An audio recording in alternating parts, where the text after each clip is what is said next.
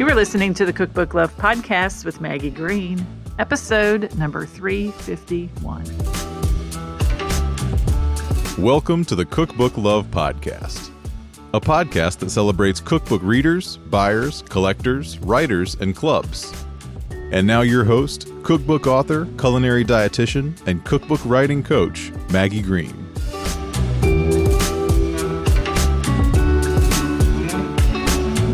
Hi, everybody. Welcome back to another episode of the Cookbook Love Podcast. How's everybody doing today?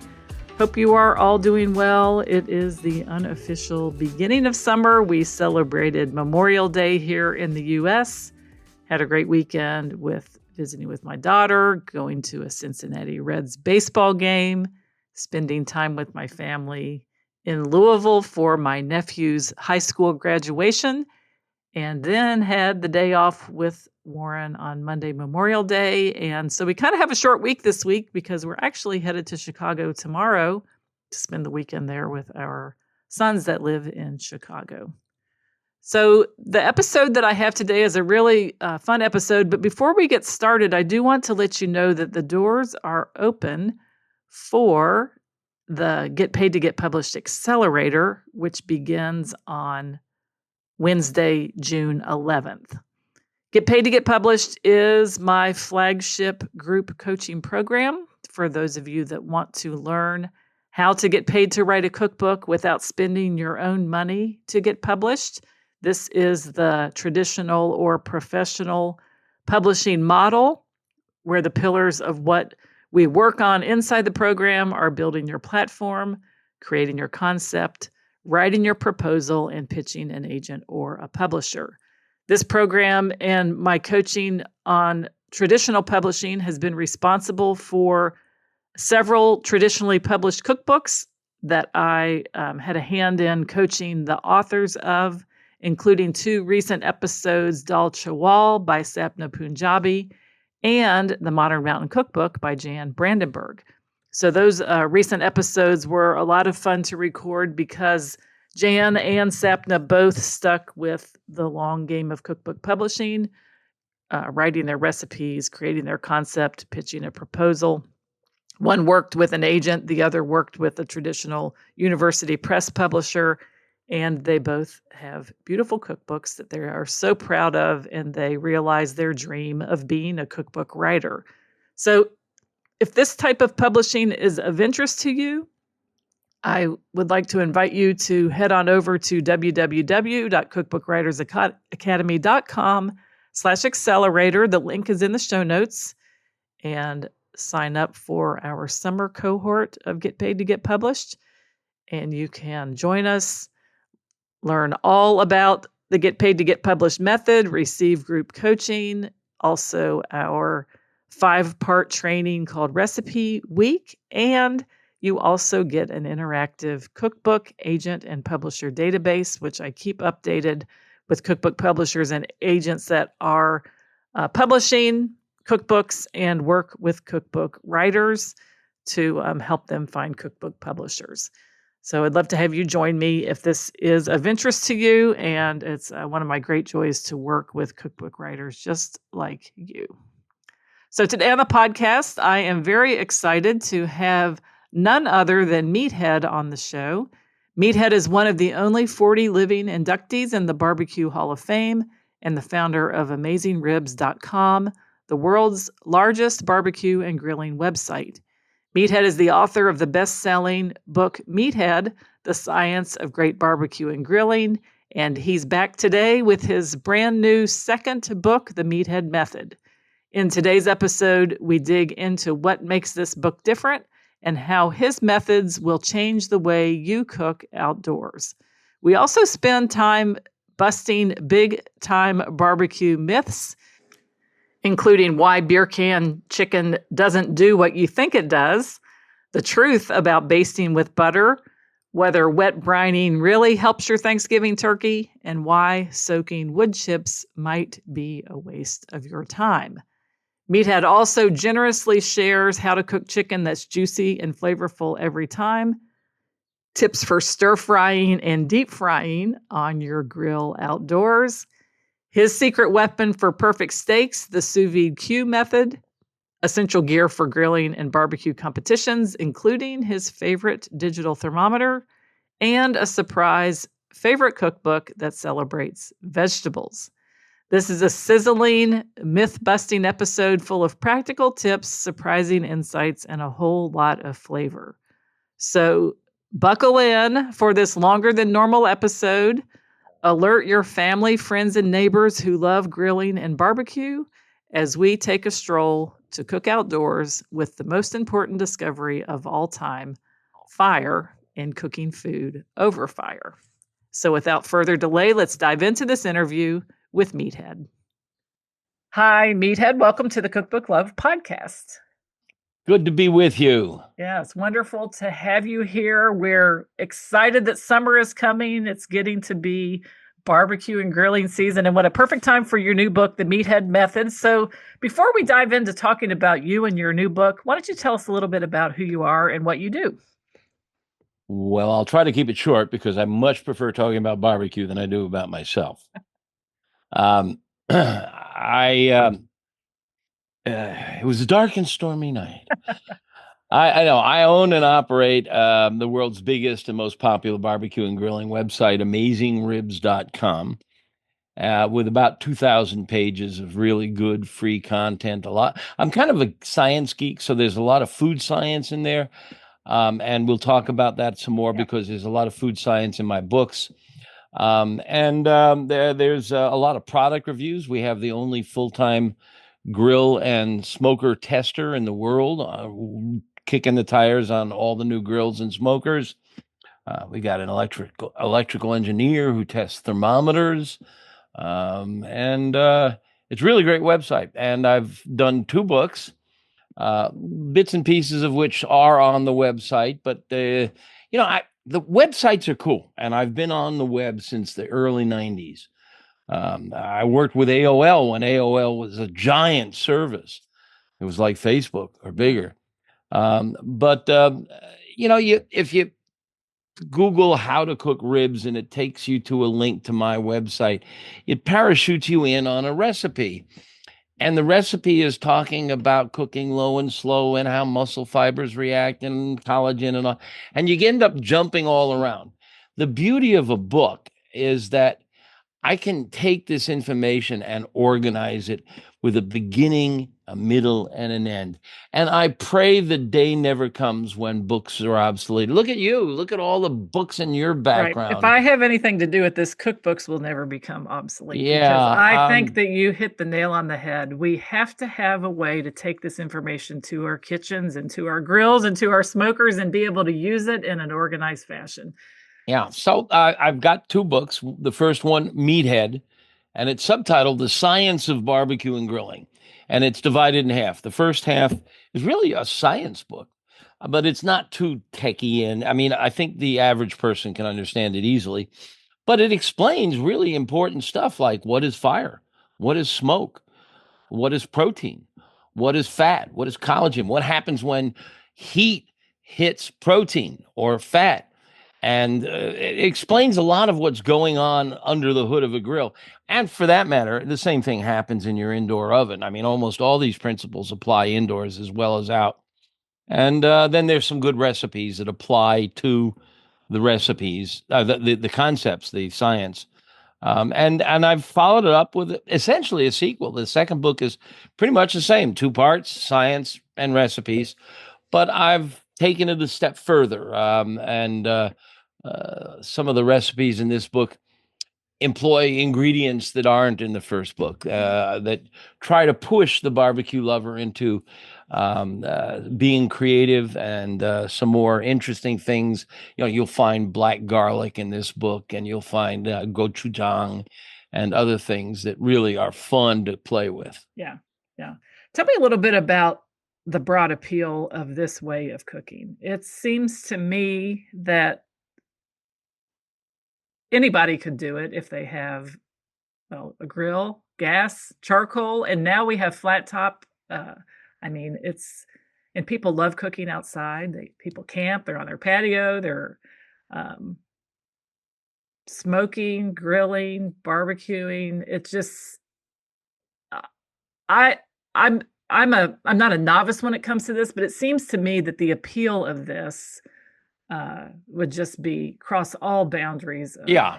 culture, There's people. been survey data that Yeah, says that something like 70 to 80% of all households yeah, have a grill or a smoker yeah, or an outdoor cooking yeah, device. I mean, I don't know definitively. I'm not a psychiatrist, but let's go back to the beginning of time yeah. when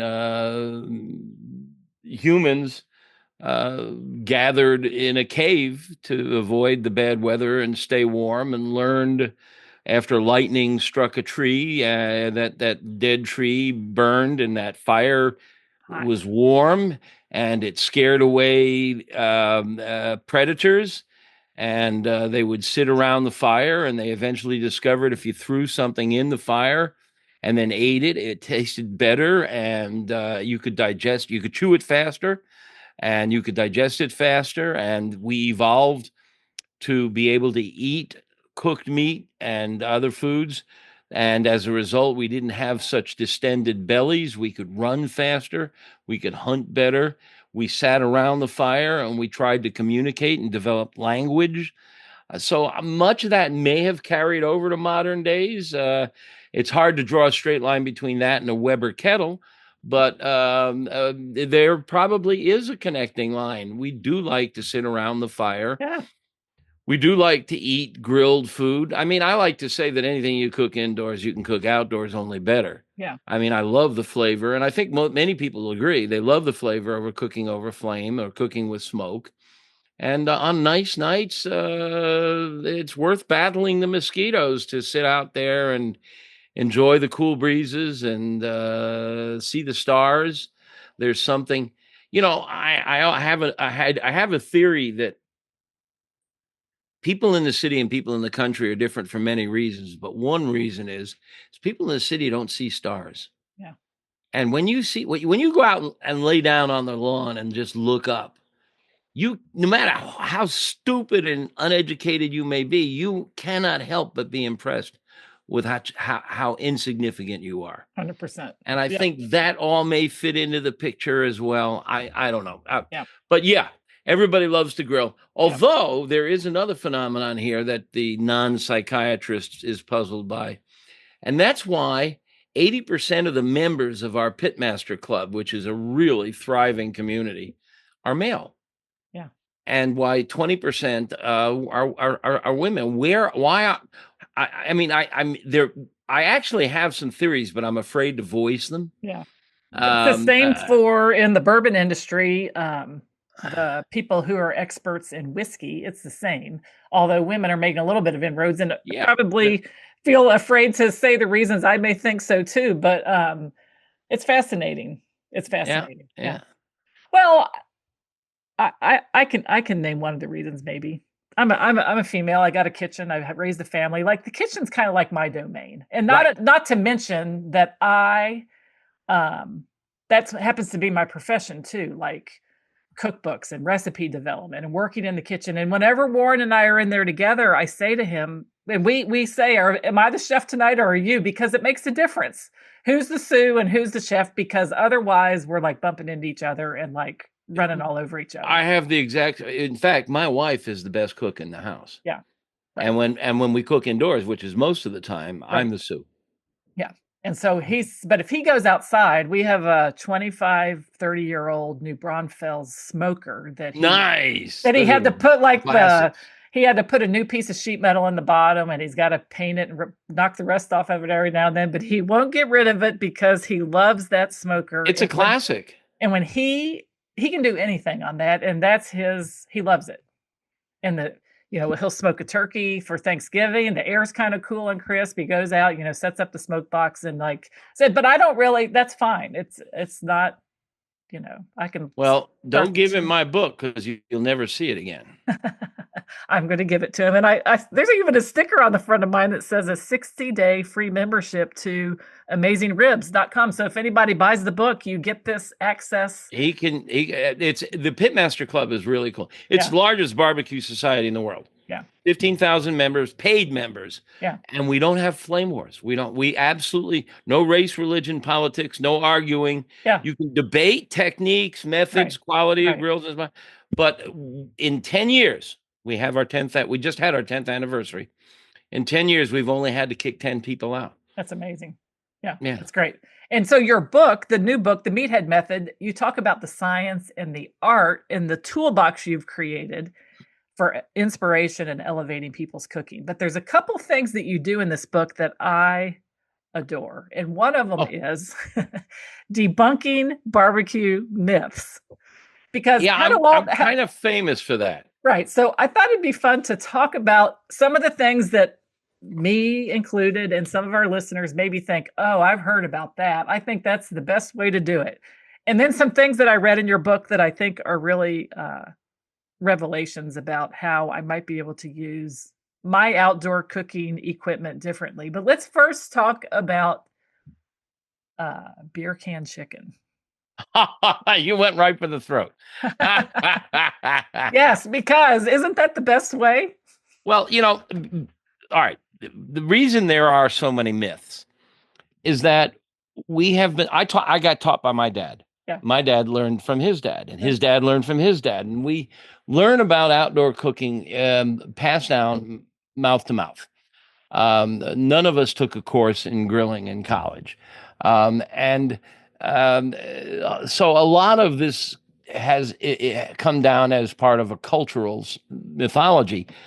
But in the past 20 years, even the past 10 years, we've learned an awful lot about food and cooking from a scientific standpoint. What happens to proteins and fats when heat hits them? And part of that is due to the fact, here we go, that we have these digital Amazing. thermometers. Yeah. This is top of the line from what is it? Fireboard.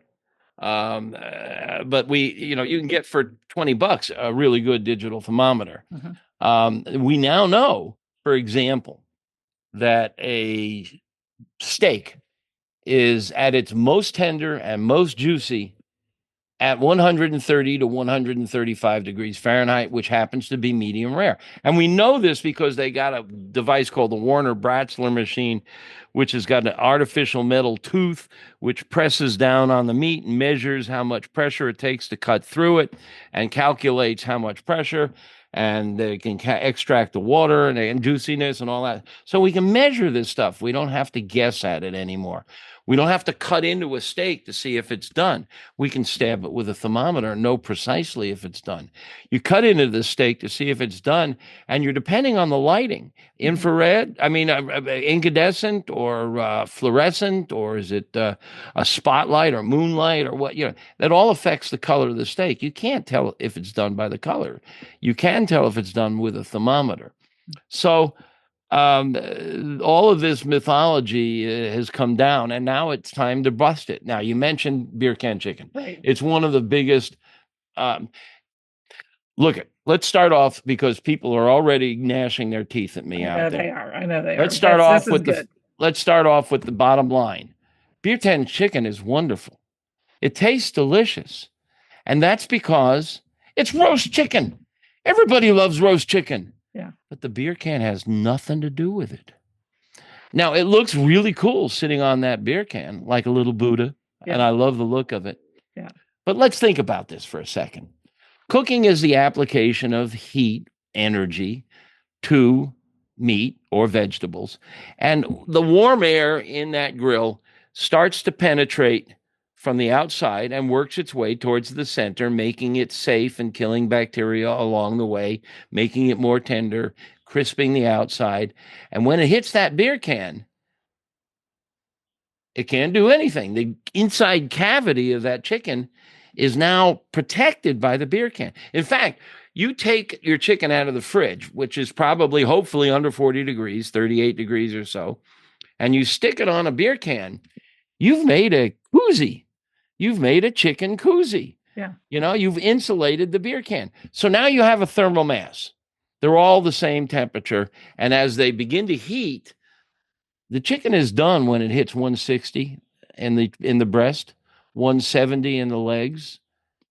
It's not going to get anywhere near 212 degrees, the temperature at which the water in the beer evaporates, and beer is 90% water. Yeah. So it's not, the So beer it's is not not gonna even, steam. it's not boiling or steaming at Not all. steaming at all. Nothing. Some vapors may come out Right, from volatile compounds, but if they come out, where are they going to go? That beer can is shoved in up to the breastbone.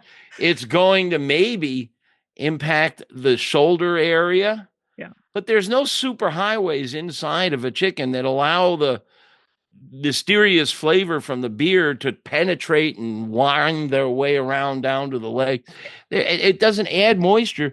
The chicken, most meats are 75% water. The chicken's fully saturated. Mhm. You could take it and soak it in beer for an hour and it wouldn't absorb more than a tiny, tiny bit. Yeah. And besides, do you really want a chicken that tastes like beer? So do you think that people like it because it does stand it up in a different way? Oh, and I think rather than just like laying it down. And it's cool and it tastes great because it's roast chicken. roast chicken But is good.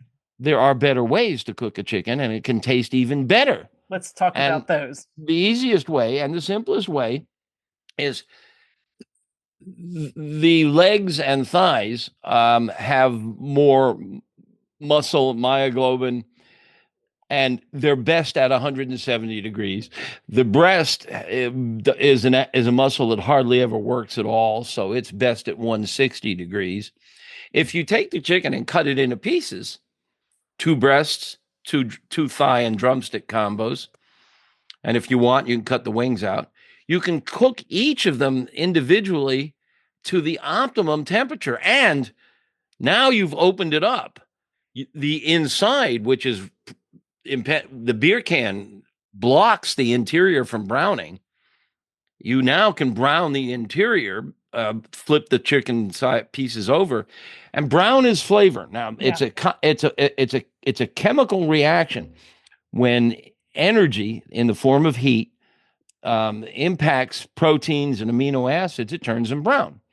And we call it browning. It's also called the Maillard reaction, which is a scientific name for what that chemical reaction is. We love the Maillard reaction. We love browning. I mean, if you cook a whole chicken, it's like toasting a piece of bread on one side only. You've left the other side untouched. Yeah. So open it up. Now, a lot of people like to spatchcock it, which is kind of a naughty sounding word for butterflying the bird. Yeah. You cut the backbone out and then you can spread it out. And now you can cook both sides and you can cook both sides of the toast.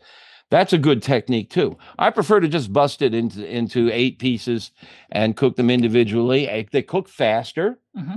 There's less moisture loss. There's not going to be any beer flavor, but there isn't anyhow in the other system. Yeah. It doesn't look as cool, but it tastes better. Yeah. And I think from an economy perspective, even, I think that sometimes chicken parts are, per pound less expensive than the whole bird. And you can even do all legs or all thighs or all wings or however you want to go about it. So that's and if great. you do all legs or all thighs, they all finish at the same time. They cook at the same rate. Yeah. That's right. So you don't have to worry about like different things working different ways. Mm-hmm. All right. What about why butter basting doesn't work? I mean, why didn't I squirt butter in my Thanksgiving turkey or my chicken? Tell me about butter basting. There are different. Some people refer to butter basting as when you do a steak like in a pan and they keep spooning butter over the top of it, and you see that a lot. Spooning butter over the top of it. All right. Butter is different than other fats. Chicken fat, beef fat, pork fat are pure lipids. They're pure fat.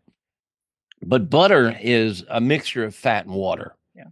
And water evaporates at 212 and it cools surfaces.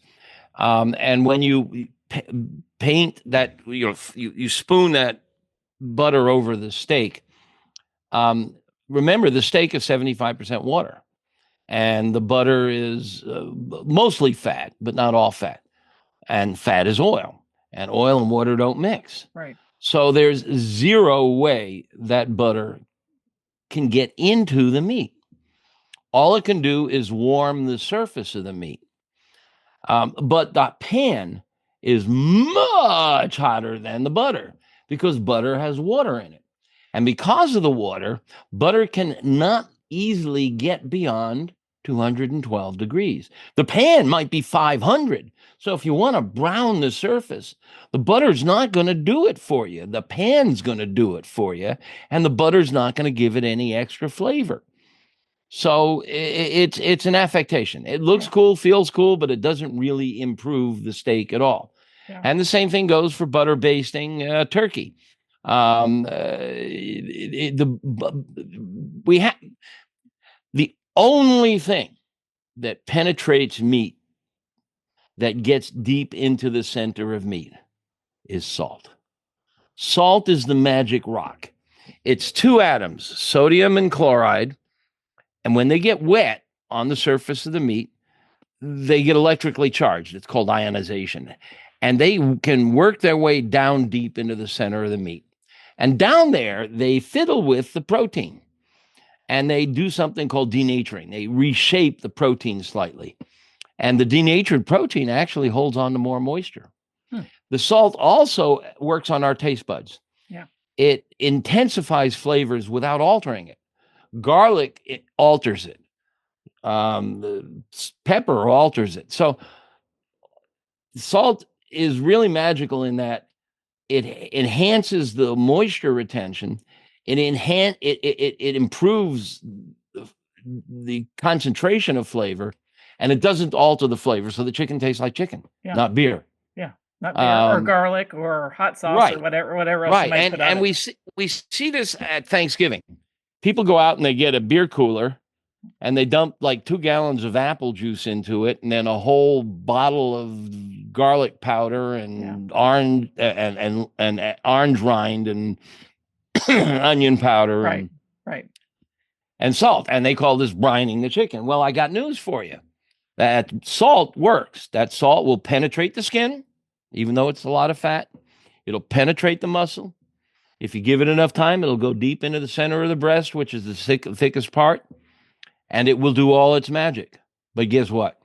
You've wasted a ton of money on apple juice because it ain't getting in there. Yeah. And the salt and the garlic and the black pepper and everything, you would have been much better off just sprinkling it on the surface before you cook it.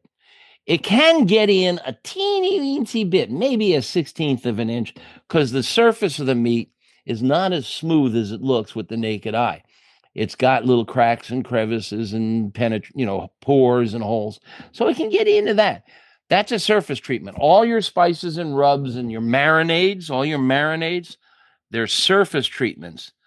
If they have salt in them, then they're not just a marinade. They're what I call a brinerade, because they act like a brine. The salt will penetrate, but all the other stuff sits on the surface. Yeah. So the much more efficient technique is a technique we call dry brining. And what you do is you take your chicken or your steak or your turkey and you sprinkle salt on it and back away. Stick it in the fridge for it takes a while. So for turkey, overnight maybe. For a 2-inch thick steak, a couple of hours. But the salt will penetrate and do its magic. Yeah. But you don't have to apply any of the other stuff. No, the paprika, the garlic, the onion powder, all that stuff. You can put that on just before you cook, because it ain't going anywhere. Yeah. It doesn't matter. Yeah. And that is also a good economy myth, because you don't waste all the, like you said, the ingredients put in this liquid brine that don't do anything for the turkey. Just save it and make a side dish. Apple something that you would, instead of putting it in your turkey brine. Well, summer's coming up. What kinds of things do you think about when it comes to myths, when people think about, all the summer holidays, grilling outside in the summer, smoking in the summer, cooking outdoors in the summer? Well, one of the prevalent ones is that you need to soak your wood before you throw it on the fire. Now, let's again think about this from the science standpoint. You know why they build boats out of wood? Because wood doesn't absorb water. Yeah. So I've done this. You can take wood chunks, chips, whatever you want, soak them in water. A lot of the cookbooks say, over an hour or two. Some say overnight. I've done it overnight. I weigh them first, then soak them overnight, hold them underwater with a heavy weight, take them out, pat the surface dry, weigh them again, and the weight gain is about 2 to 3%. And that's all because it's on the surface, it's the fuzziness of the wood. But if you cut the wood open, there's no water inside because wood doesn't absorb water. But people do this, and then they throw it on their charcoal or on their gas grill, and they see a lot of white stuff coming up, and they say, look at all that smoke. It's not smoke. It's steam. Hold a mirror in it. It's steam. And that's because water boils at 212. But smoke doesn't start till 500. So what happens is you throw those wood chips on, or wood chunks, and if using charcoal, you've just knocked the temperature down because you've chilled the charcoal. And it lets all the steam, and the wood cannot heat beyond 212 until the water is gone. So the wood stays at 212. And then when the water is gone, the wood can now rise in temperature to 500, where it'll catch on fire. And you want your wood to catch on fire. You want to see yellow flame. You don't want your wood to smolder. The smoke that comes from smoldering wood doesn't taste as good as the smoke that comes from burning wood. That yellow flame is consuming impurities in the wood. There's all kinds of stuff in wood: cellulose, lignin. There's a long list of compounds, and some of them make unpleasant smells and flavors like creosote. And so when you have that yellow flame burning, now people get upset because it uses up a lot more wood than when it's just smoldering. When it's smoldering, you get white smoke, and that's nice. When it's burning, you get a very pale, almost invisible smoke. We call it blue smoke because it's got a slight blue tint. And that's because the particles are microscopic. They're really tiny. White smoke, the particles are bigger. Black smoke, which God forbid you don't want, the particles are huge. Mm-hmm. So you want the tiniest particles you can get, and that's when you have blue smoke. And you get blue smoke from burning wood, not smoldering wood. Interesting. We just went to Truth Barbecue in Houston. We went down to visit my husband's brother, and they talked all about the wood and the water content of their wood and how that is like, they think the secret to how come their barbecue is so good is because the water content in the wood is low. But barbecue enthusiasts are really meticulous. Now, you're talking about a restaurant that burns logs.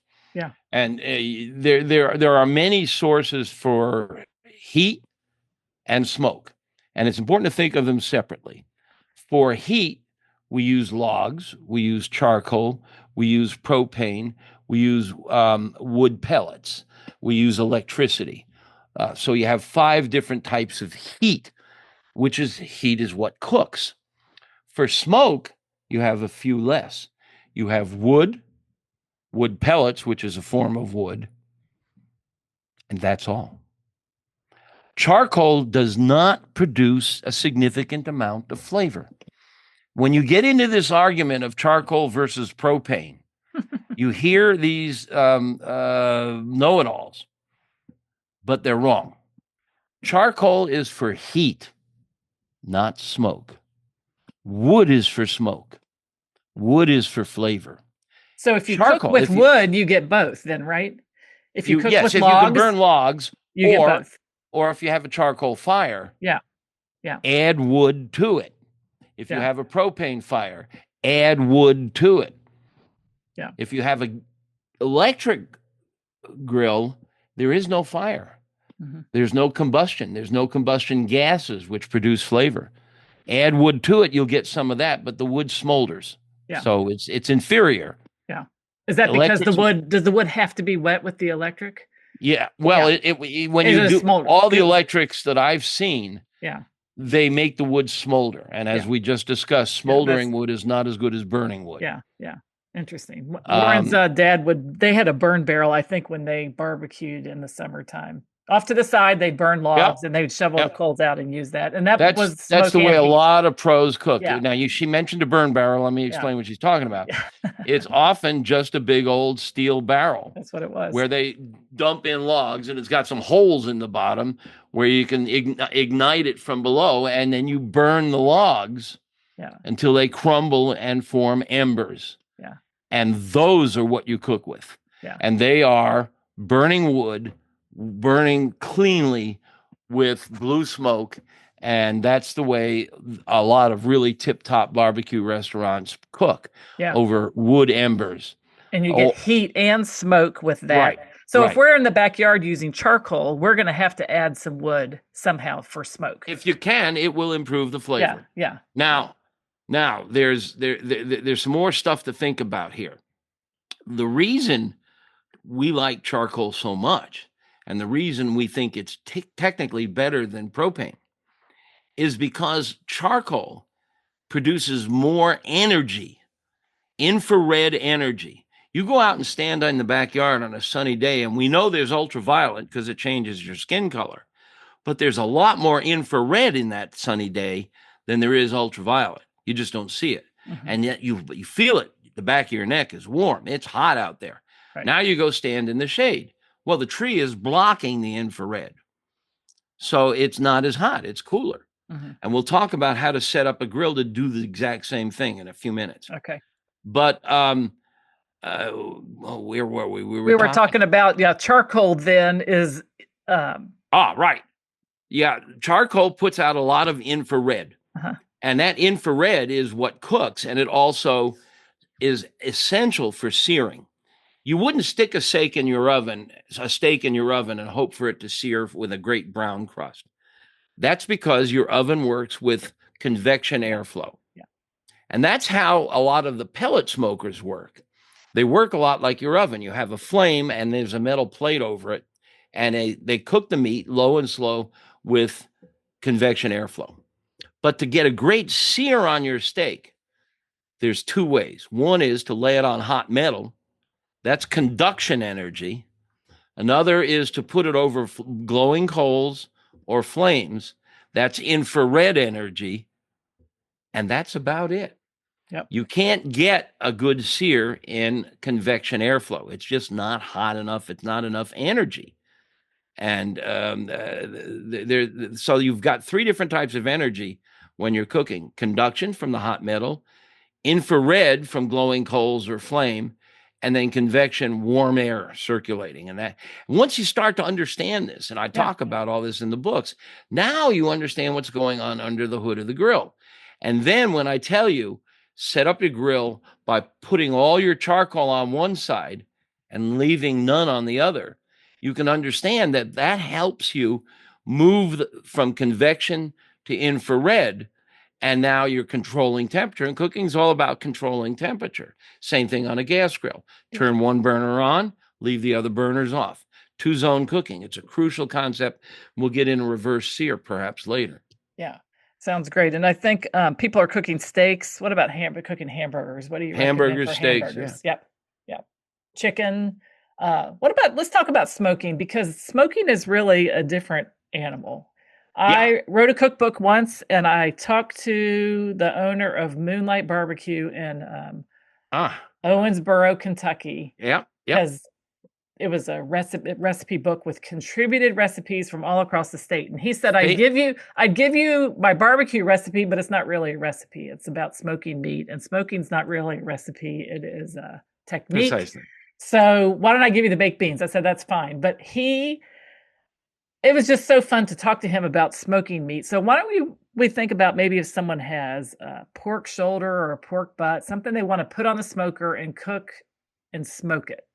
Well, Moonlight, you mentioned them. They're in Western they do Kentucky. Mutton. And their specialty is mutton. Yeah.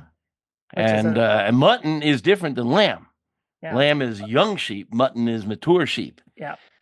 But he does the mutton the same way most other barbecue joints do pork shoulder. Yeah. So let's talk about that technique that they used, and why he said to me, which is true, it's not really a recipe, it's a technique.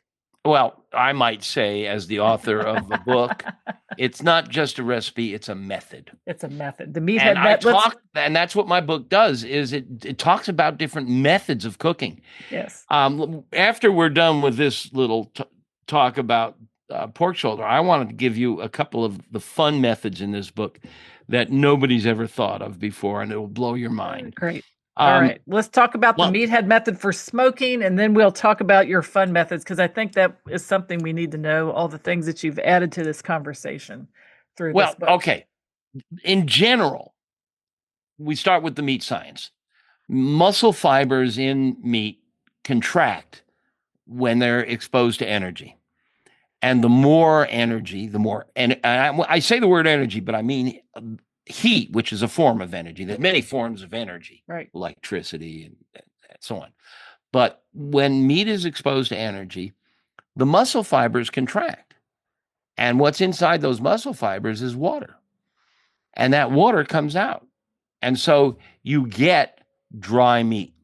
So the dominant male tendency, here I go being sexist, give her all she's got, Scotty, crank her all the way, we're gonna you're gonna dry out your meat.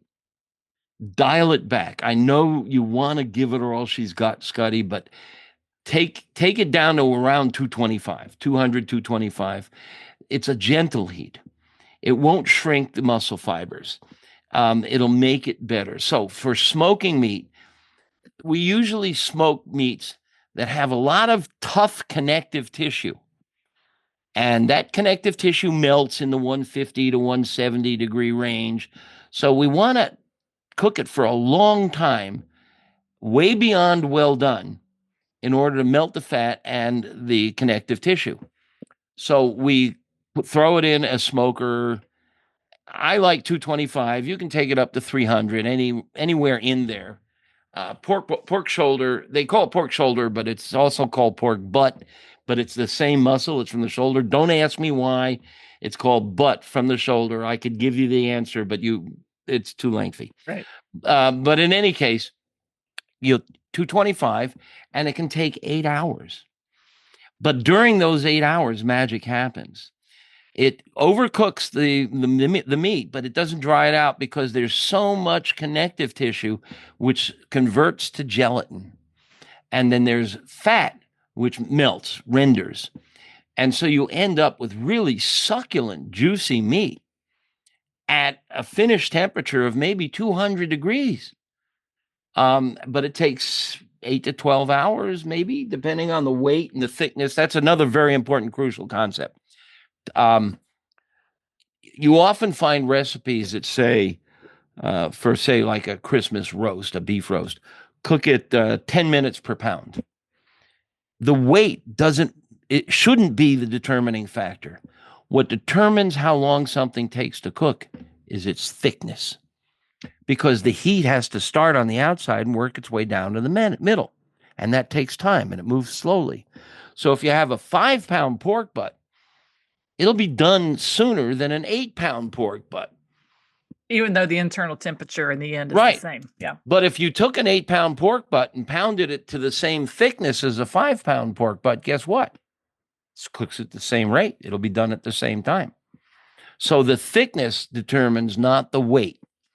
So it takes, 8 to 10 hours, maybe at 225. And when you're done, you have this marvelous, luxurious, succulent piece of meat. And one of the coolest parts is by now, the surface is dehydrated. Water has evaporated from the surface. And if you put a good spice rub on it, the spice rub has melted into the muscle fibers. And often there's some sugar in there and some salt. And when you're done, you have like jerky on the outside. Barbecue people love to call it bark. It's crust. I mean, you get it on your Christmas roast, on a steak. It's the crust. It's the surface. But on something that's cooked this long, it's like as thick as a potato chip. And it's just really good. And then you pull it apart and rip it to shreds and mix it all up and put it on a bun, and you get bits of that crunchy surface and the succulent interior. And that's just, and if you want to play with smoking and you've not done it yet, that's the place to start, with a pork butt, because it's almost invincible. It's really hard to screw it up. Yeah. And you can do it on just about, it's nice if you got a new Braunfels smoker like she does, but you don't need one. You can do it on a Weber kettle. Weber kettles, you can still buy them for $150. And what you do is you push all the coals to one side, and you put the pork butt on the other side, not over the coals, because the coals will burn it. Yeah. but you put it in the indirect convection zone. So it can sit there gently bathing in temperature, and it'll take time. And when you're done, your friends and family who come to dinner will worship you. They will. And when you're using the Weber and you need to replenish anything, put anything more on it, you just lift the lid. Good point. And that charcoal does burn down. Yeah, and just And lift if the you're lid cooking and for a long replenish time, it. Yeah. 8, 10, 12 hours, you're going to need to add more charcoal. Yeah. So you just got to keep an eye on it. Yeah. And here we're going to talk about the single most thing that will make you a good cook. Let's do it. Digital thermometers. What is it? Digital thermometers. Digital thermometers. Tell us what you know about, like, where do people begin if they don't have one? Well, forgive the commercial here, but AmazingRibs.com has an electrical engineer who tests thermometers. We bought him specialized equipment that accurately measures how long it takes and how accurate it is, because you can't always trust the manufacturer's specifications. And then he tries to break them. So you can find excellent detailed reviews on AmazingRibs.com, and we don't sell any of them. Mm-hmm. We'll link you to where you can buy them, but we don't sell them. Many of them are available on Amazon. Some are really good, some are not. But if you're still depending on that dial thermometer that you've had for the last 30 years, take it out of that junk drawer in the kitchen, put it in your driveway, and back your car over it. Yep. Get a digital. Get yourself a digital. Nothing on this earth will improve your cooking faster than a good digital thermometer. And get one with a probe like this, not the gun type. The gun type will only measure the surface, and you have to measure the center of the meat to see if it's done and see if it's safe. And with Memorial Day coming up, or 4th of July coming up, you don't want to send Granny to the hospital with undercooked chicken. And chicken is higher risk. Yeah. It is often contaminated with Salmonella and Campylobacter, which are pathogenic bacteria. They rarely kill you, but they can sure make you sick. Mm-hmm. They can kill you, but you'd have to eat a lot of it. And cooking to the right temperature kills them all. Yeah. They don't add flavor. You don't have to worry about that. But you want to kill them all. Cooking chicken breast or chicken thighs, what temperature should I get it to? Chicken breasts, I like 160. Chicken thighs, 170. Mm-hmm. And drumsticks, 170. Yeah. Great. Now, and that way you're safe. Nobody's going to die. It's going to be tender and juicy. That's the other thing. You overcook chicken, and it's cardboard. Horrible. Yeah. It's cardboard. Sawdust. And all the books, I have tons of cookbooks. You have tons of cookbooks. I'm sure if you turned around and grabbed one at random, it would say, cook chicken until the juices run clear. That doesn't hold anymore. That was written back when my parents were young. But chickens are raised differently today. Chickens go from the egg to your grocery store shelf at 3.5 pounds in less than 3 months. I mean, that's incredible growth rate. Yeah. The bones barely have time to calcify. Yeah. You will often find juices coming out of the marrow that make pink juices. If you've tempted and it's at 160 to 170 or so, it's safe, even if the juices are pink. Yeah. And what about pork that's pink? It's hard to overcome. Yeah. I'm going to tell a tale on my wife, who is a PhD microbiologist, who knows all about this stuff, and she taught me all about this stuff. But if I bring in chicken that's 170, 180, and it's got pink juices, it's going in the microwave. Yeah. Yeah. Because she just won't eat pink juices. Yeah. It's psychological. Same thing with pork, though. Yeah. Pork, they tell you, the cookbooks all tell you 165 to 170. That's bad. That's leather. Pork is like steak. It's marvelous at 135, 140, and it's going to be a little pink, but it's perfectly safe. There hasn't been a case of trichinosis from pork in this country in decades. Yeah. It's perfectly safe at the same temperature you cook a steak.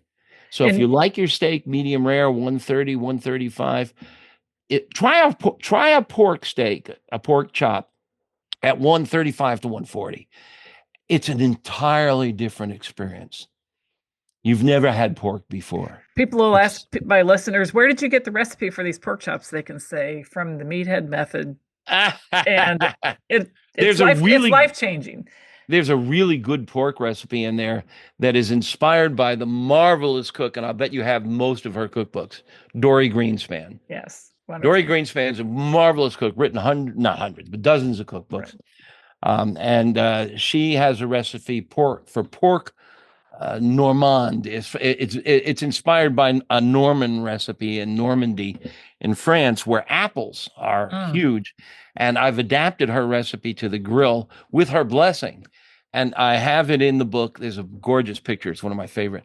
I did all the photography, by the way. Nice. I have a master's in photography, and I'm very proud of the photos in there.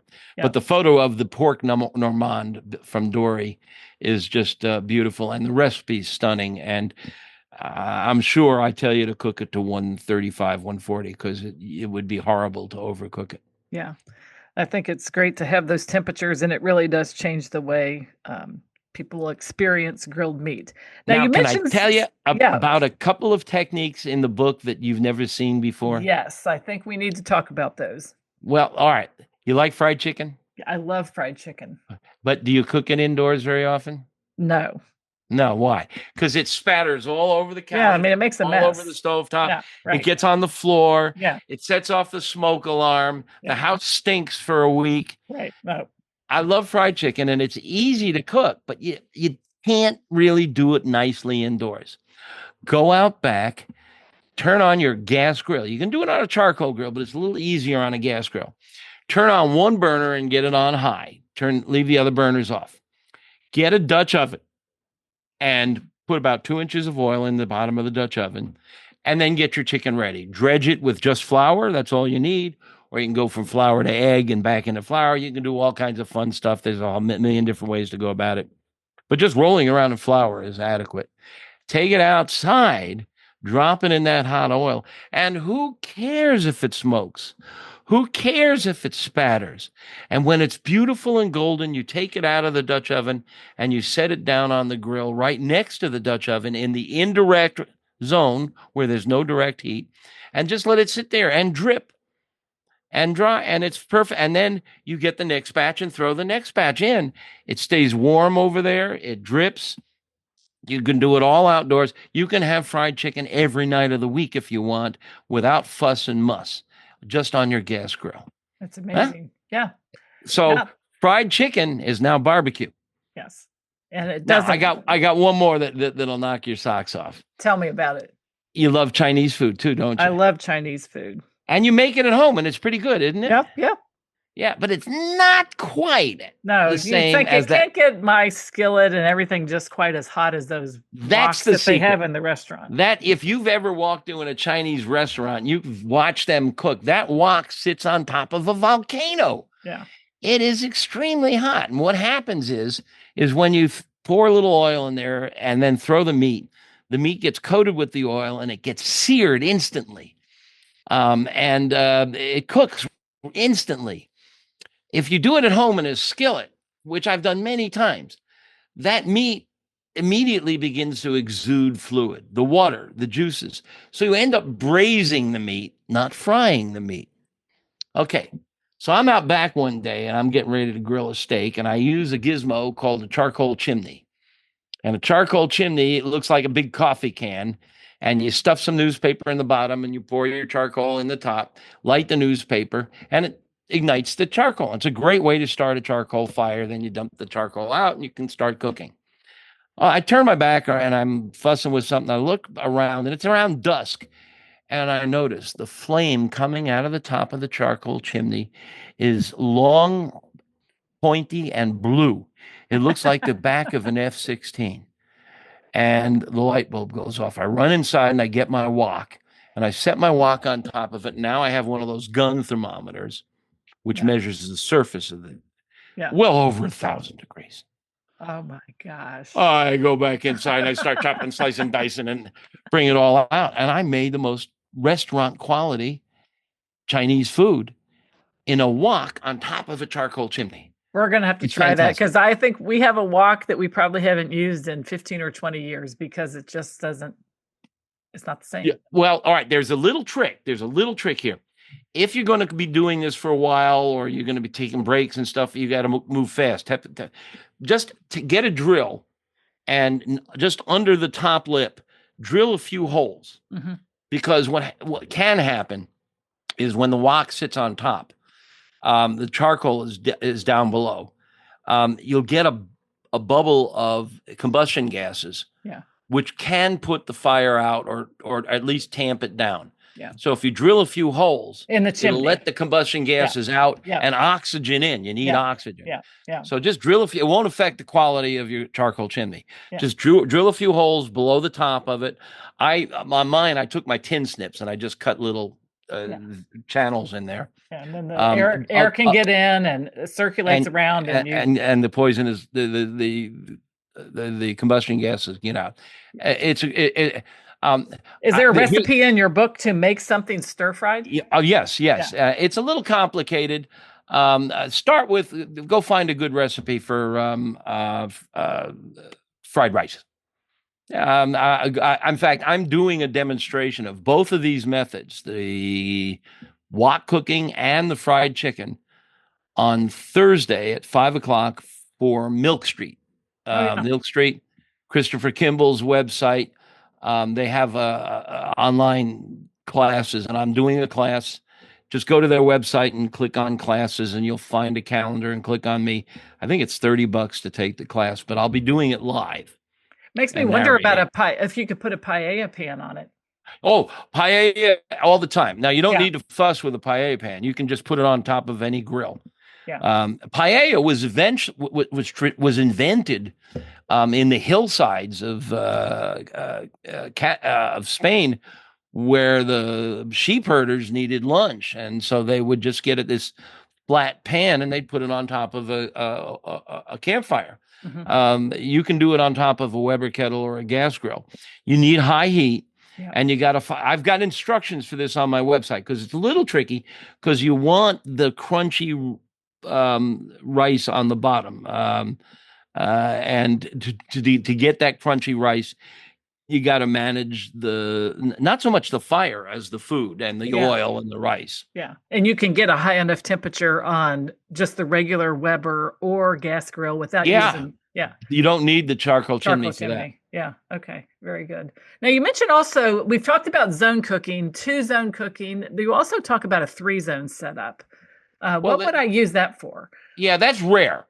Okay. That's for when you're cooking with logs. Now, you can do this on a Weber kettle. Instead of charcoal, you can take small logs about the size of the arm of a baby, and you can stack them on one side. And now you actually have 3 zones. You have a zone that's directly over the logs. You have a zone on the opposite side where there's convection, but there's actually a small 3rd zone from between the two. And that gives you more temperature control, and you can fiddle around with that if you're cooking with logs. And cooking with logs on a Weber kettle is not hard if you have access to dried wood.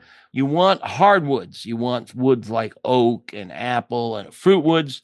Don't try to cook with any conifers, pine, or anything like that. Yeah. And you can get some really nice flavor.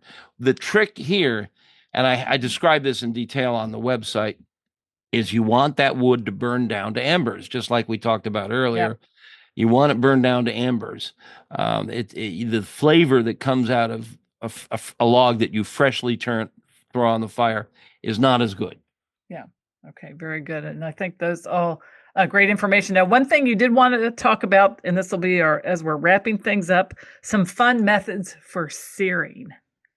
Well, one of the best ways to sear. Yeah. All right. One of the methods that I describe in the book is called Sous Vide Que. It's a term I coined, but it's a great idea to combine sous vide with barbecue or grilling.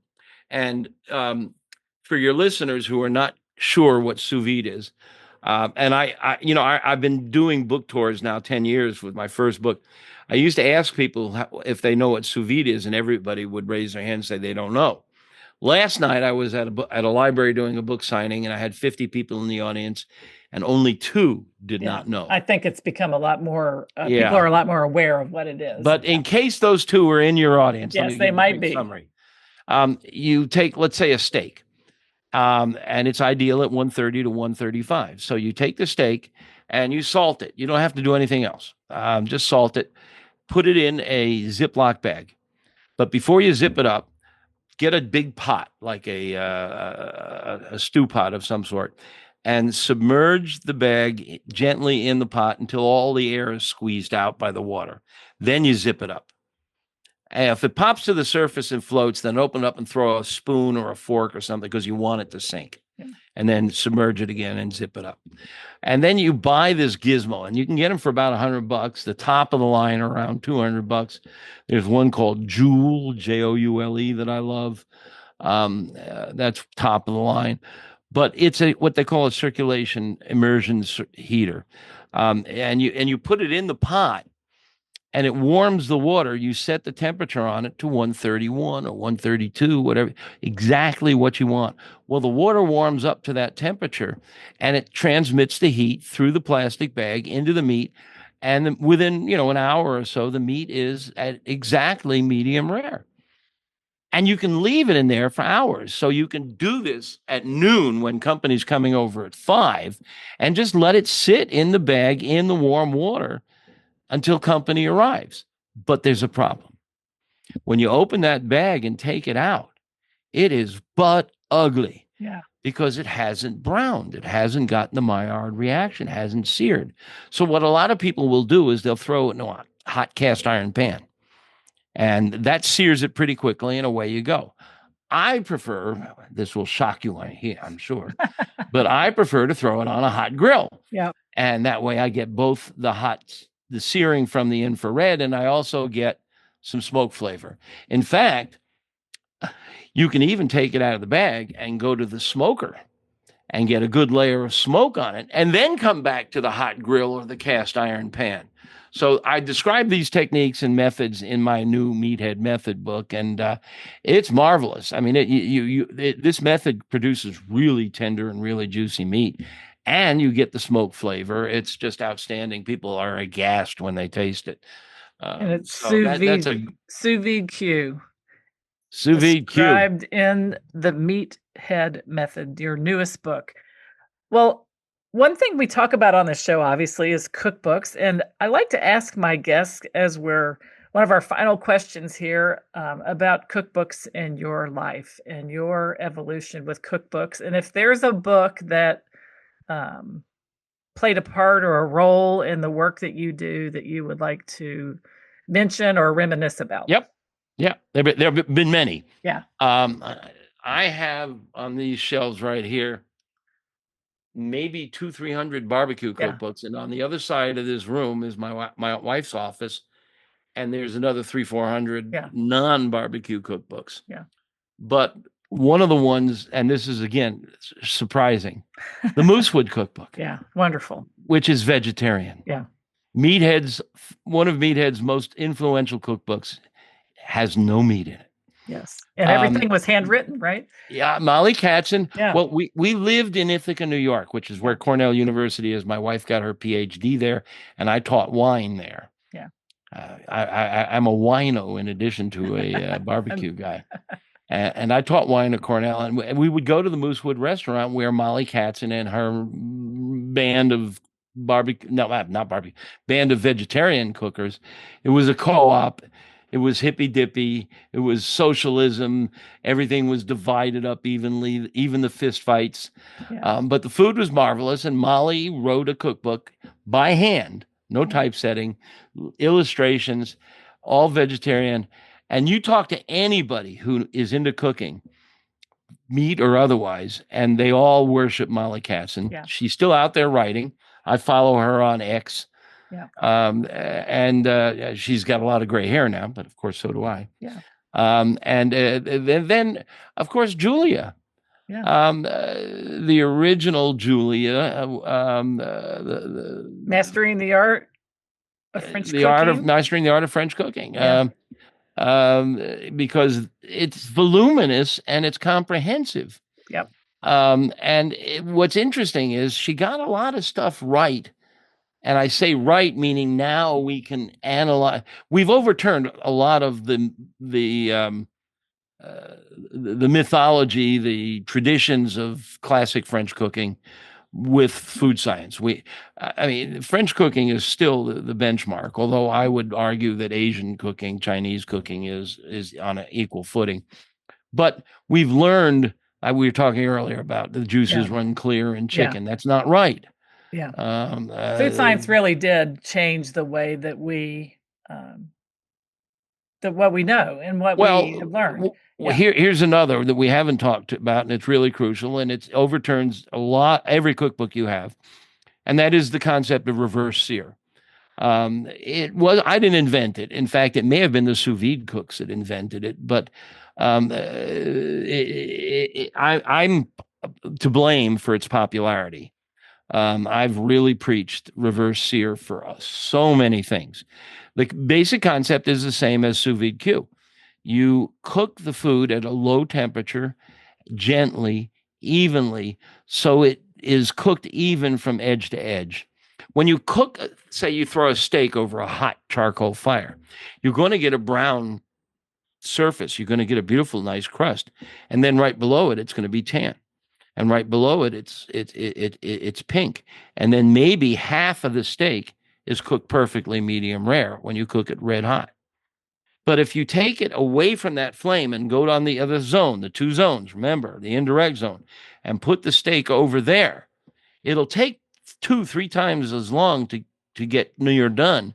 But if you slice it open, it's exactly the same temperature, edge to edge, color to color. Now, it still lacks the crust. So now you move it over the charcoal. And again, all the cookbooks say, put the meat down and don't touch it. That's wrong. When you do that, you get energy pounding the surface and working its way to the center. And you get that rainbow color effect from brown to tan to pink. Mm-hmm. What you do is you set it over the hot flame and you leave it there for just a minute or two. And then you flip it. And you lift the lid on the grill so that when you flip it, the energy that's built up in the surface, it's like a battery, it holds energy, will come off into the atmosphere rather than go down into the center of the meat. And then you flip again. And you become the human rotisserie, which is one of the reasons why rotisserie works. And you flip, flip, flip, flip, flip. When you're done, you're going to have this marvelous crust and this perfectly cooked center. What temperature do you move it? And what temperature do you move it from the? Fair point, because it will continue to cook over the hot. Correct. So if you're shooting for, say, 130 to 135, somewhere around 120 to 125, you move it over to the hot section. Because it will have, and it will also carry over when you take it off. Yeah. Now, this is also superb for chicken, because how many times have you gone to a 4th of July party and the chicken is black on the outside and it's bloody in the center? Yeah. So you start the chicken in the indirect zone.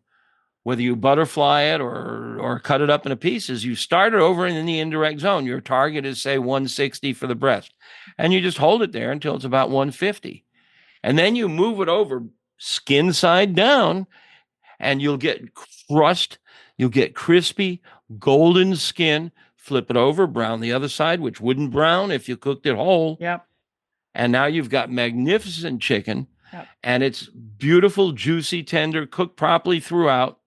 Not overcooked on the edges, and crispy skin. So it reverse sear works for so many foods. Hamburgers, pork chops. Well, all right. The hamburgers, people need to understand, they're different breeds.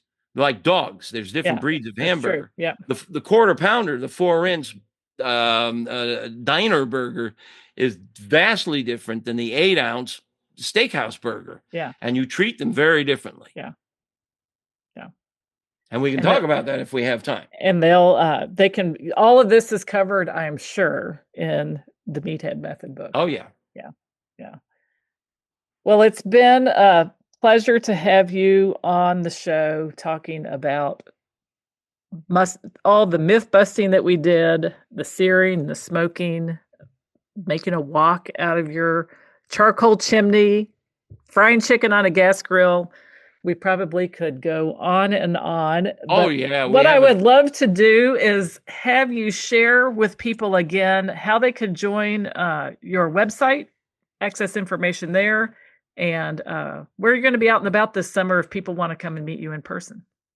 AmazingRibs.com, easy to find. You don't have to join. There's 2,000 pages for free. There's a newsletter you can sign up for, but we don't collect information on you. And we have never sold information on anybody who's given us their email. Yeah. And we never will. Yeah. The website's been around since 2005. But we do have a membership portion called the Pitmaster Club. And the retention rate is 88%, which means 88% of our members renew every year. And I know that there are people in your audience who've worked in the subscription and membership business and say he's lying because nobody gets more than 70%. We get 88%, and I'm not lying. It's just a marvelous environment where recipes are exchanged, attitudes are exchanged, and there's 120 instructional videos for free from really tip-top pitmasters and 6 free ebooks by yours truly on how to do brisket, how to do ribs, how to do turkey, how to do steak, Sous Vide Que. Yeah. So they're all there for members of the Pitmaster Club. And just when you go there, you'll find a button that'll take you there, and you can take you can take a 30-day trial. If you buy the book, you can get a 60-day trial. And we don't ask for your credit card, so we're not going to ring up a charge after the trial is over. It's a really cool thing. It's really cool. Wonderful. I don't know where I'm going to be this summer. My publicist and I have been working on my schedule. I'm pretty sure I'm going to be in Boston around the 17th of June. I'm stopping in to visit the Milk Street people. If you're going to be doing things, is it on the website? Like if they follow the website or the newsletter, go to Milk Street. Yeah, and they would. Look, I'm not sure. I'm not. Yeah. You know what the easiest thing to do is? My social media gal, she's taking care of info. Sign up for our free email newsletter. Yeah, it's called Smoke Signals. It comes out once a month. We don't pepper you. We don't send you any spam. It just announces where's Meathead going to be, what new recipes are on the website, what new grills we've tested. It's a real newsletter. It's not garbage.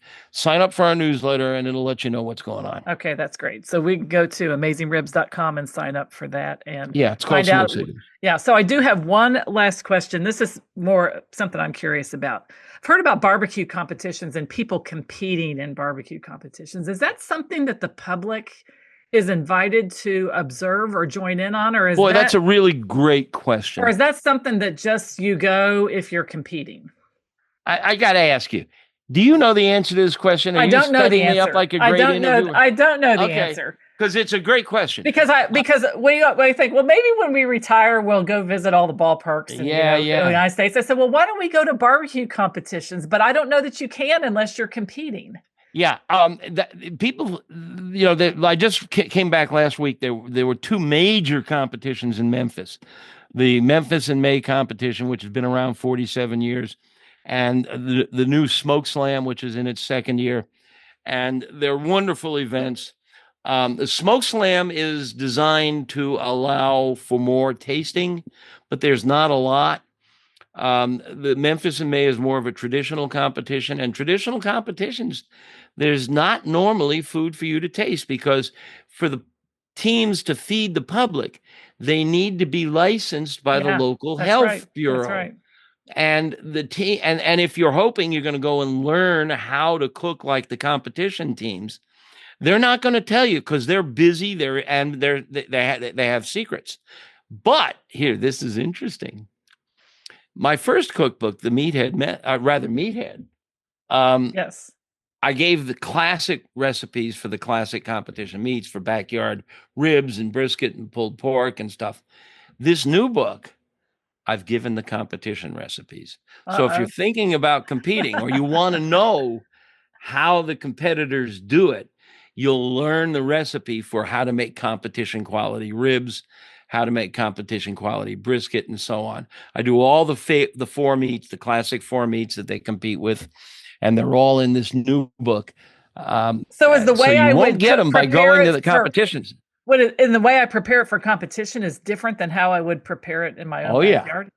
Well, in a competition, the judges get one bite. I mean, they can take more if they want, but they're given a placemat that has 6 or 7 or 8 pieces ribs. There are eight ribs laying there, okay? And they take one bite. Yeah. Because they're going to get another taste of set of ribs in an hour, and the palate is getting pummeled. So they get one bite. Sometimes they'll take 2. But you have to knock them out of their chair with one bite. Yeah. So, I mean, I know one cook who flavors the top of the ribs one way because it hits the roof of the mouth, And the and the bottom. bottom of the ribs differently because it hits the tongue. I mean, there's Okay. big money there. You Yeah. 10 grand sometimes on Right. first prize. Right.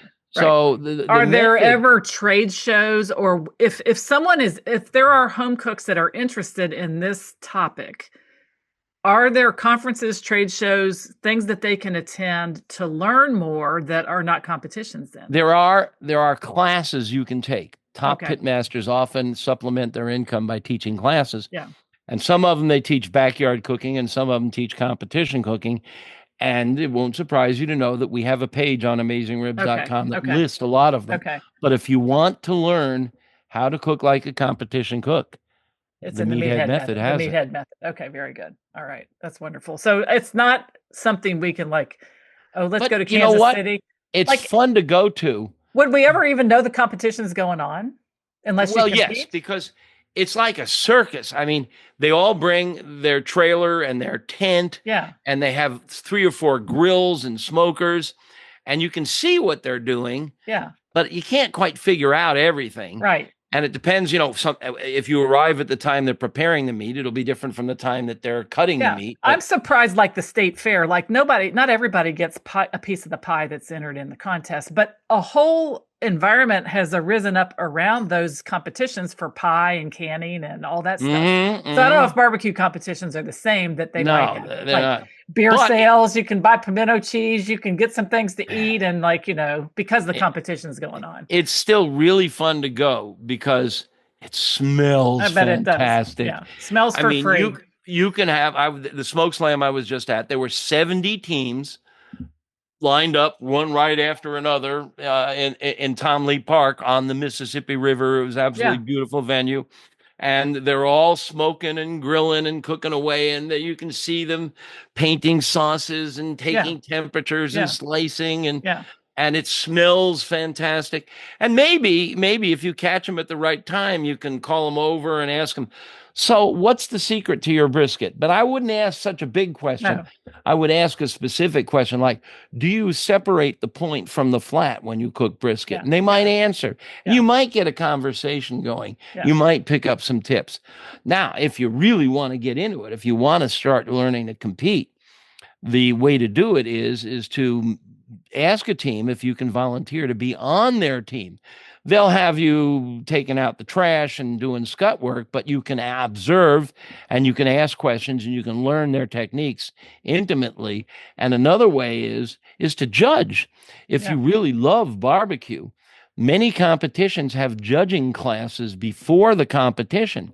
So you can go and take a class on how to judge barbecue. And then you can sit there and have 6 or 8 ribs in front of you and taste all of them and see and form opinions as to what great ribs taste like. And that's a lot of fun. Yeah.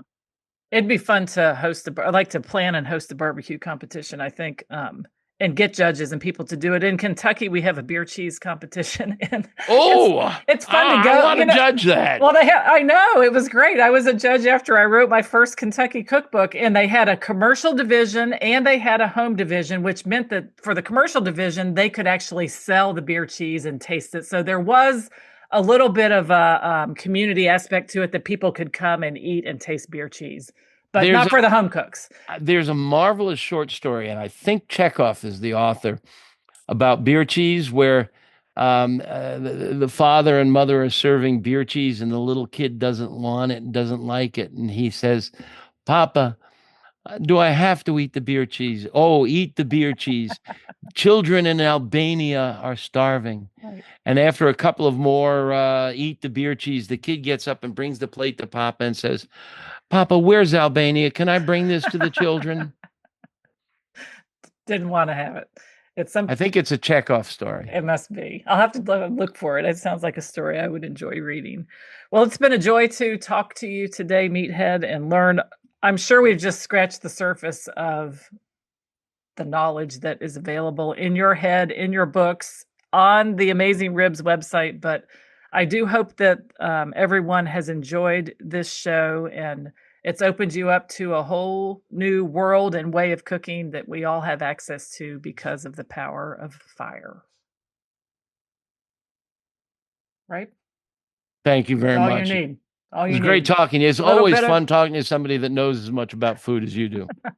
It was very fun too. And that's, it's kind of funny as we're wrapping up. That's why one of the reasons I love to do this show is to talk to people like you. Does this broadcast with video or just audio? It'll just be audio. Although I'll always have the video, but we just broadcast the audio. Yeah. Okay. All right.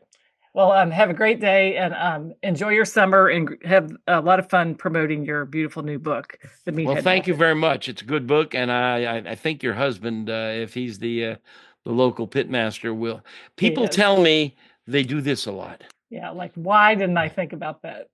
Yeah, that's great. Okay. Thank you so much. Thank you so much for joining us today for this episode of the Cookbook Love Podcast. Again, all the links can be found in the show notes at www.cookbooklove.co. And if you are interested in writing a cookbook of your own, please check out the free cookbook writing masterclass called How to Get Paid to Write a Cookbook. It is designed specifically for food or nutrition experts, and you can check that out at www.cookbookwritersacademy.com/free.